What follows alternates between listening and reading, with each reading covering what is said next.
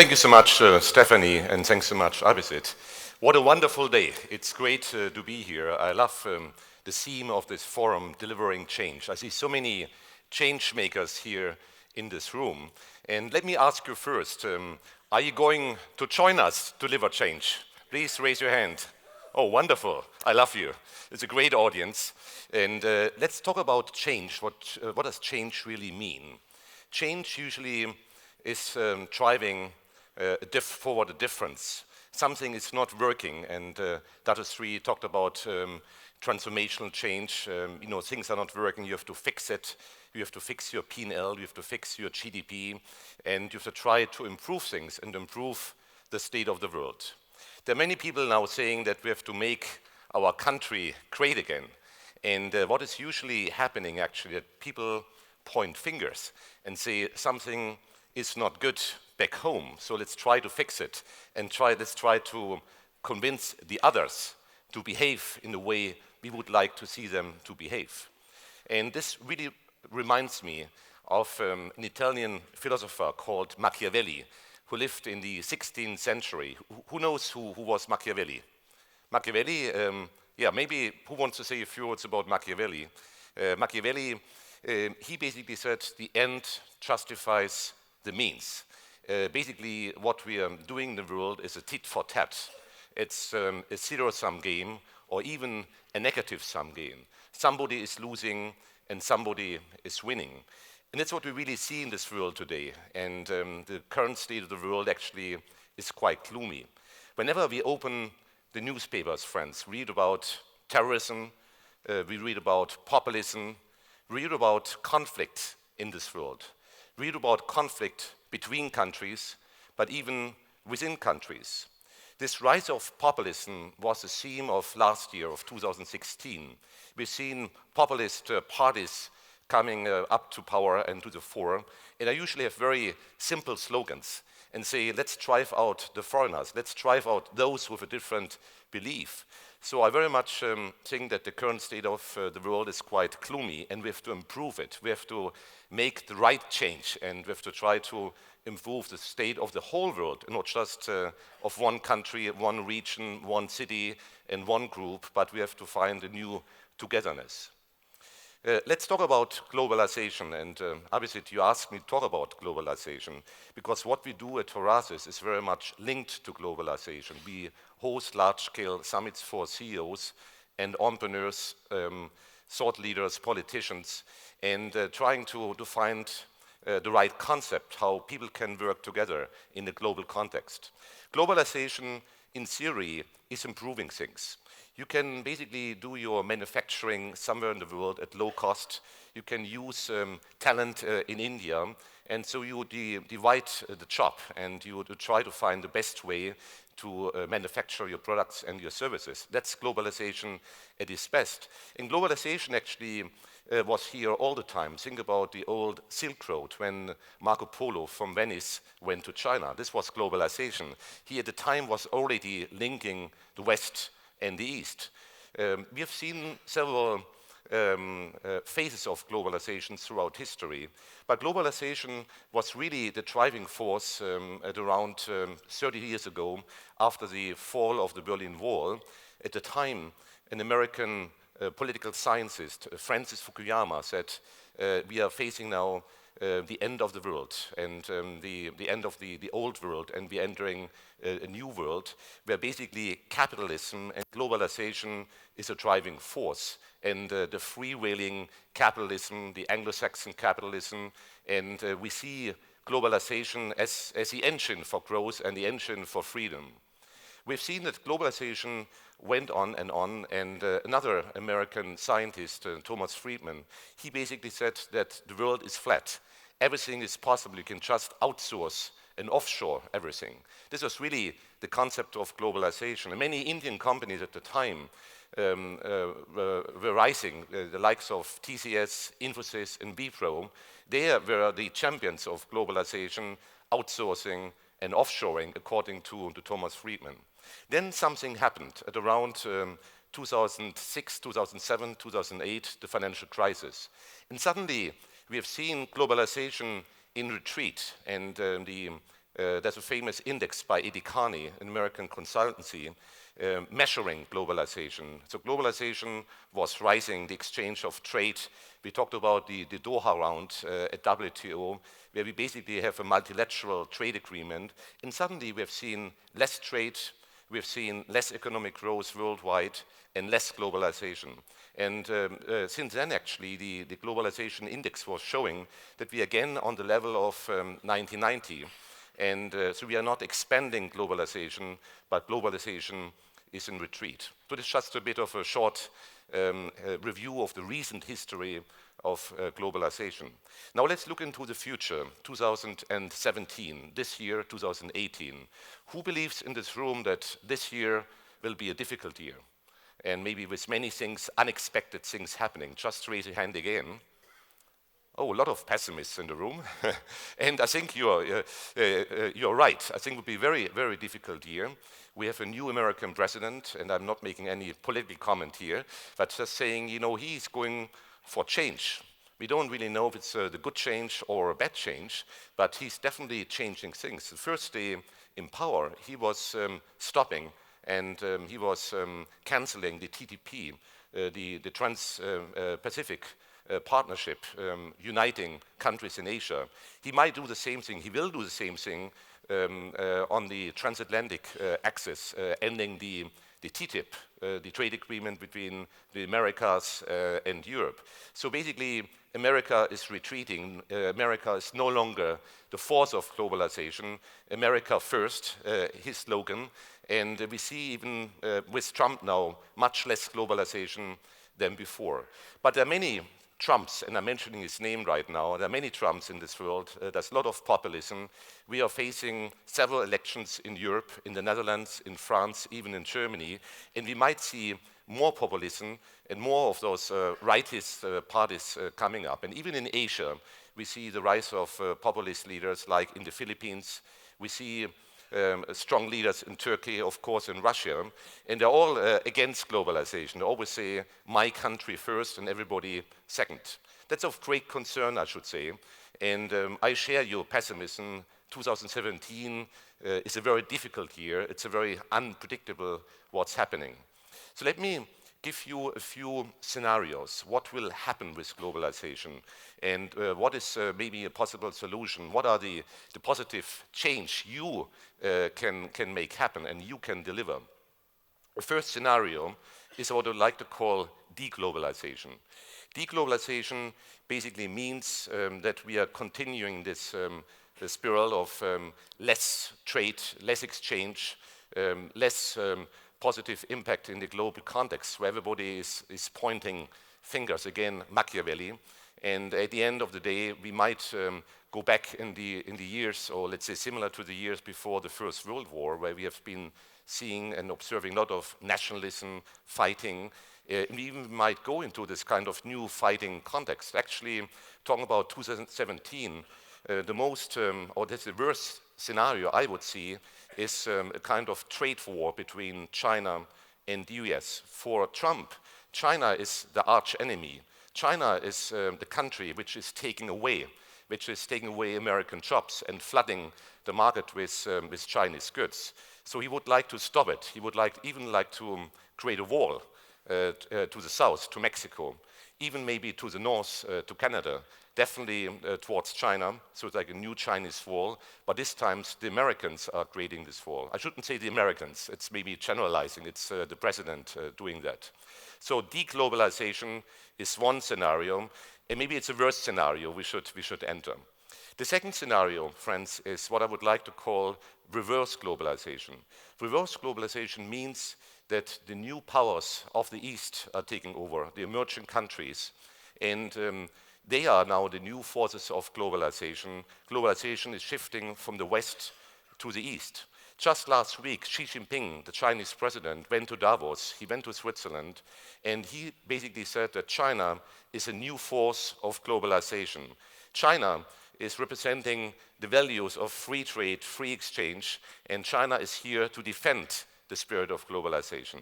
It's unbelievable. You know, nobody would have thought 10 years ago that China would be the new engine of globalization. Of course, India is also a new engine of globalization, and I will talk about India a little bit later. So that's the second scenario, reverse globalization, but it's very defensive from the perspective from Europe and the US. Here we see again winners and losers. It's again a zero-sum game and not a positive-sum game where everybody can win. But it's definitely a scenario which might happen, so reverse globalization as the second scenario. The third scenario I would like to offer to you, and it's a bit my favorite, it's what I would like to call inclusive globalization or maybe sustainable globalization, meaning that globalization is here to stay. We would like to have open borders. We don't need walls anywhere, but we need to make it inclusive. Everybody should take benefit of globalization. Countries, the established world and the emerging world, but also within countries, we should make sure that everybody can benefit from globalization.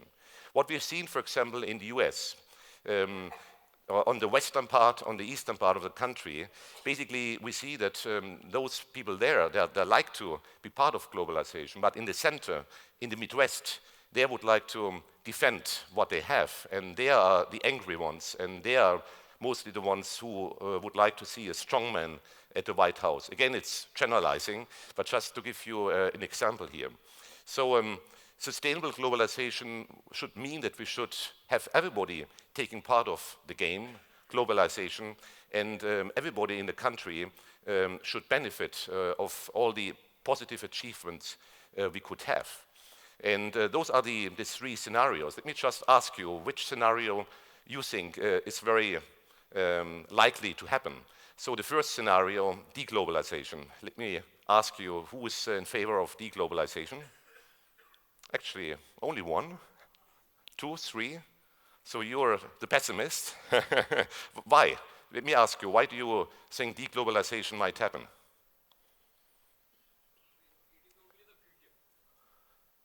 Excuse me? The only future. Right. So deglobalization as a scenario. And again, a pessimist view, but you're right, it might happen. I think it's maybe a 50% likelihood. So the second scenario, reverse globalization. Any hands up here? Who thinks reverse globalization might happen? Okay, please. Why do you think reverse globalization might happen? Definitely, we are seeing the views that globalization is shifting from west to east. Right. That's why I think it's a reverse globalization. So globalization meaning that everything is moving from the west to the east. And I think you're right. You know, we see a lot of dynamism here in the east, in India and China and Southeast Asia. And you're hungry for success. You would like to make things happen. Back home in Europe, usually, we work only 35 hours. In theory, of course, some people work much longer, but work is quite restricted. And usually on a Friday afternoon, 12 o'clock, we all leave our office and go home, maybe for fishing and other things. But usually in Europe, it's a concept. The weekend, usually we don't really work. So we lost this kind of hunger. We lost this drive for success and change. So the third scenario, I guess, is all the rest. So the hands up, please. Sustainable globalization. I think it's everybody. So whom should I ask? Esteban, you're sitting in the first row. What is your view on reverse globalization? A microphone is coming, so we got two views. Sustainable, not reverse. Yes, sustainable globalization. See, I think the way the entire world is moving, you need to have buy-in from every countries. Okay, so every country has to understand each other's ethos, the way they move. Then only once there is a buy-in, then only you can move forward. That's what I feel. Right. Yeah. So you mean like more dialogue and not less more dialogue? So for instance, my head of my country went across the globe and he had a buy-in from everybody. So that's how they're moving. So that's how, it will complement what he was saying. Reverse globalization. Once you have a buy-in, then the entire country will understand what you want. Then, there's a proper dialogue. Then people can move forward. I think that's the only way to move forward. Right. Esteban, you have something to add? Actually, I didn't raise my hand, but but now that you're asking, I think that It's a very complex question, Frank, because there's several speeds in globalization. You're talking about governments, you're talking about the private sector, corporations. They're not necessarily going in the same direction and at the same rhythm. And we're seeing a separation in the world between the political scene and the corporate world. So if I had to bet, I guess I would stay with scenario 2.5, because definitely things are shifting east, but globalization is nothing that you can, not even a Trump can stop, I guess. That's my view. So globalization is here to stay, and hopefully sustainable, inclusive globalization, more dialogue, but definitely shifting from the west to the east. And you know, that's really the message I would like to leave with you, saying that we need more dialogue, we need more multilateral institutions and not less. I think we have to strengthen the United Nations. We shouldn't weaken the United Nations, and we need more countries to actively participate.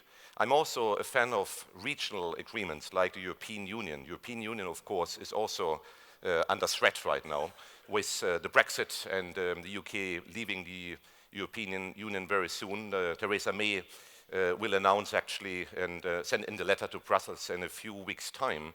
And we mentioned the elections before, other countries might follow. But I think we have to strengthen those institutions. Likewise, in Asia, we got the new ASEAN economic community. We need, of course, a strong SAARC here in South Asia, India and its neighboring countries. And those regional agreements are very important to also bolster the global environment, the global context. Now let's reflect a bit about India.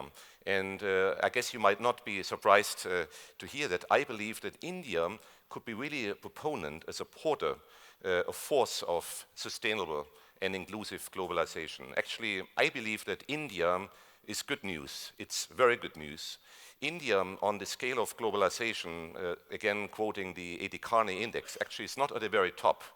India is still not very much in this whole game of globalization, with the exception of some IT companies like Infosys, TCS, Wipro and others, and of course some large groups like the Tatas. But only now India is starting to look outside the country, led by a very active and engaging prime minister, who, when he came into power 2 years ago, started to travel the world and saying, India is here to help change happen, and India will be a new engine of globalization. So why am I so positive about India? We have a lot of creativity in this country, a lot of young people going for change, going for the highest level of education possible. We have a lot of NRIs, non-resident Indians, people of Indian origin, who might now come back, not for nationalism, but for opportunities, because they really see that India is a new force of sustainable globalization. There have been a few initiatives recently. One is the GST, unifying the tax within the country. Before, it was very difficult even to trade between the states. Now, of course, you have a level playing field, and India can start to look outside and to have more say in globalization, more say in global trade. So I would very much like to encourage Indian companies to grasp opportunities, to invest overseas, to find partners, and to join hands in this whole game of sustainable globalization. There's one other very bold initiative started by the Prime Minister, demonetization. And it's a very interesting discussion right now, saying, is demonetization good or bad? And maybe for the foreign friends here in the audience, Prime Minister Modi a few months ago announced that suddenly, it was a surprise to most people, that from now on we shouldn't bank on your cash, but you should go into digital payments. And he nullified actually the 500 and 1,000 rupee notes. And this was, of course, first an outcry and saying, how can you do this? Many people in India don't have a bank account, they don't have a mobile phone.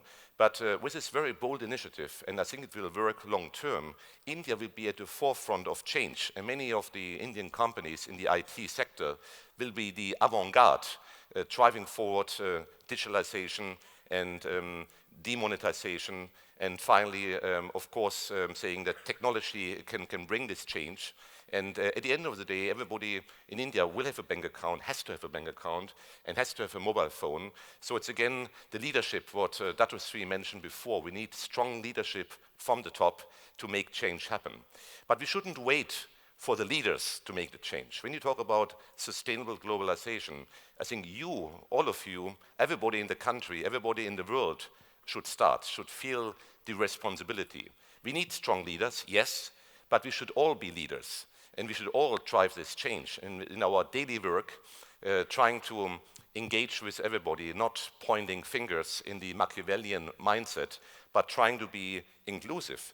And it starts when we talk to our neighbors, when we talk to our partners, it starts in our families, it starts with our business partners. So just trying to be inclusive, and every day when you get up saying, you know, what can I do good for the world? And just to be friendly with everybody. It's a concept, again, talking about philosophy, what I would like to call altruism or weak altruism. Altruism basically means that you first give, and then you might take something back on the long term. That's weak altruism.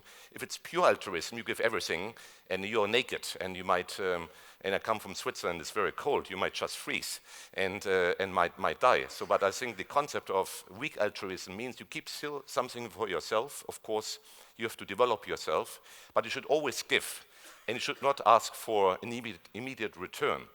And at the end of the day, if everybody has the same mindset of weak altruism, the world will be a better place. And we can really make change happen. So again, my message to you, let's make this change happen. And I would like to close this presentation by saying that we should maybe replace Machiavelli with Confucius. Confucius basically said that we should respect the others.